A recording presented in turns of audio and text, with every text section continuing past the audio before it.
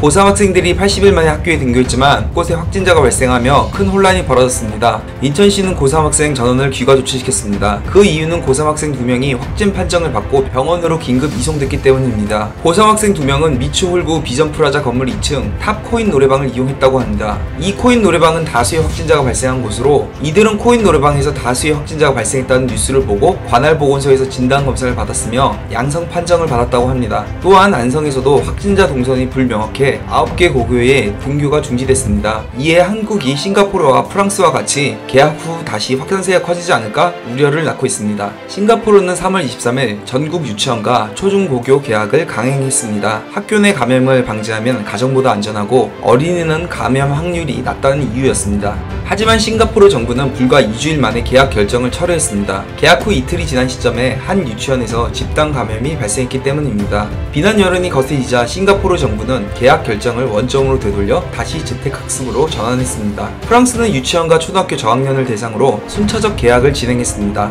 전국 4만 개 유치원과 초등학교 가운데 30%만 등교를 하고 나머지 70%는 원격 수업을 받되 한 학급의 학생을 15명으로 제한해 수업을 진행해 왔습니다. 그러나 개학을 한 이후 전국의 유치원과 초등학교에서 70명의 확진자가 발생했습니다. 프랑스의 장미셸 블랑케 교육부 장관은 이들 대부분은 학교 밖에서 감염된 것으로 파악됐다. 이런 식의 일들은 일어날 수밖에 없다라며 등교 정책을 유지하겠다고 말했지만 이러한 상황에서 단계적 개학 일정은 많이 힘들어진 것 같습니다. 현재 전 세계적으로 개학을 하는 나라가 많은데 이에 대한 의견이 크게 엇갈리고 있습니다. 아이들은 성인보다 강하고 전파력도 약하다고 주장하고 있는 사람들도 있는 반면 또 다른 이들은 성인보다 나을지언정 마찬가지로 위험하고 전파력도 비슷할 수 있다고 주장하는 이도 있습니다. 폭넓은 검사를 한 한국, 이탈리아, 아이슬란드의 연구에선 아이들의 감염률이 낮았으며 중국에서도 아이들의 감염률이 더 낮았습니다. 과학계에서는 아이가 성인보다 더 잘 이겨내는 편이라는 의견이 강합니다. 한편 유은혜 교육부 장관은 이 상황이 언제 종식될지 알 수 없고 가을 대유행까지 언급되는 상황에서 45만 명 고3 학생들의 상급 학교 진학, 사회 진출의 길을 무한정 유보할 수는 없다고 등교 개학 결단 배경을 설명했습니다.